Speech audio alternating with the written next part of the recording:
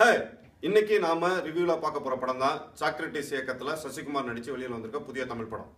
இந்த படத்தோட கதையை ஒன்லைன்ல சொல்லணும்னா இது ஒரு நண்பேண்டா ஸ்டோரி. குசேலன், வெள்ளித்திரை போன்ற படத்துல இருந்து ஸ்டோரி எடுத்து ஒரு மிக்சியில போட்டு அடிச்சு ஒரு கதை எடுத்து அவருக்கு பண்ணி விட்டுருக்காங்க. இந்த படத்துல ஹீரோ சசிகுமார் வந்து ஒரு புதிய ஜானர்ல ட்ரை பண்ணுன்னு சொல்லிட்டு இந்த மாதிரி நடிச்சிருக்கிறாரு.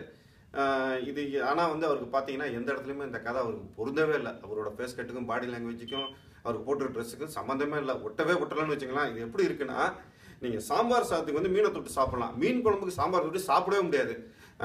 சாக்ரட்டிஸே அந்த வேலையை பண்ணி விட்டாருன்னு தெரில. அவர் ஒரு குட்டி புளியாக சுற்றிக்கிட்டு இருந்தார் சசிகுமார். இப்போ அவரை குட்டி எலியாவே மாற்றிட்டாங்க. இதை வந்து சசிகுமார் அண்ணா வந்து புரிஞ்சுக்கணும். ஏன்னா அஜித் விஜய்க்கு அடுத்து பிசி சென்டரில் அவருக்கு நல்ல மாசம் இருக்குன்னு ஒரு பரவலான செய்தி இருக்கிறதுனால அடுத்த வாட்டி அவருக்கு சூட் ஆகிற மாதிரி கதையை தேர்ந்தெடுக்கணும். சரி, ஃபர்ஸ்ட் ஹாஃப் தான் இது ஒரு ஜீன்ஸ் டிஷர்ட்டோட போறாரு. செகண்ட் ஹாஃப்ல வேட்டி தூக்கிட்டு அருவா தூக்கி வர்றான்னு பார்த்தா வண்டியா சென்டிமெண்ட் இறக்குறாங்க. ஸோ ஃபர்ஸ்ட் ஹாஃப்ல சந்தானம் ஏதோ ஒரு முயற்சி பண்ணி ஏதோ காமெடி பண்ணணும்னு ட்ரை பண்ணிட்டு இருந்தாப்ல, அதுவும் ஒர்க் அவுட் ஆகல. செகண்ட் ஹாஃப்ல வந்து இந்த ஓவர் சென்டிமெண்ட்னால சூரிய காமெடி எடுப்படாமல் போயிருச்சு. இந்த படத்தில் வந்து பயங்கரமாக தெரியுறாருன்னா டிஎஸ்பி யூஸ்வலாகவே நிறையா வந்து ஒரு ஹை பீட் சாங் அடிக்கிறான்னு ஏகப்பட்ட ட்ரம்ஸை போட்டு கிளிப்பாரு. இந்த படத்தில் படம் முடிஞ்சு வந்து அது பாட்டில் மியூசிக் பாட்டில் ஓடிக்கிட்டு இருக்கு. எங்கே எதுக்கு அடிச்சாருன்னா தெரியல, வச்சு தாறுமாறாக அடிச்சு விட்டுருக்காரு. அப்புறம் நம்ம ஹீரோயின் அந்த பொண்ணு லாவண்யான்னு சொல்லிட்டு தெலுங்குல கூட அந்தால ராக்ஸல்னு ஒரு படம் பண்ணியிருக்கு. அந்த பொண்ணை போட்டதுக்கு சந்தானத்துக்கே ஒரு பொம்பளை வேஷம் போட்டு ஹீரோயினை போட்டதை கூட பெட்டராக இருக்குன்னு மக்கள் பூரா கமெண்ட் அடித்தாங்க. ஒரு ஆம்பளைக்கு பொம்பளை வேஷம் போட்ட மாதிரி அந்த பொண்ணு வந்துட்டு போகுது. இன்னும் எவ்வளோ நாள் இண்டஸ்ட்ரியில் தாங்கன்னு தெரில.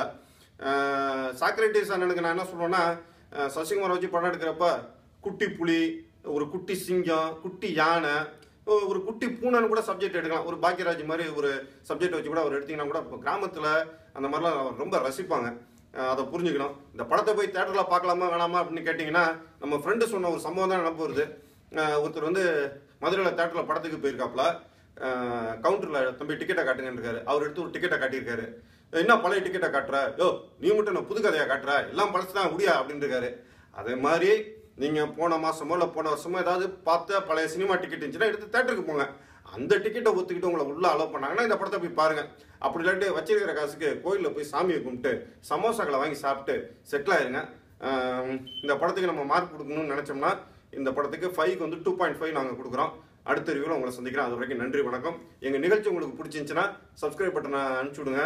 ரொம்ப பிடிச்சிருந்துச்சுன்னா உங்கள் ஃப்ரெண்ட்ஸுக்கெல்லாம் ஷேர் பண்ணி விடுங்க. நன்றி.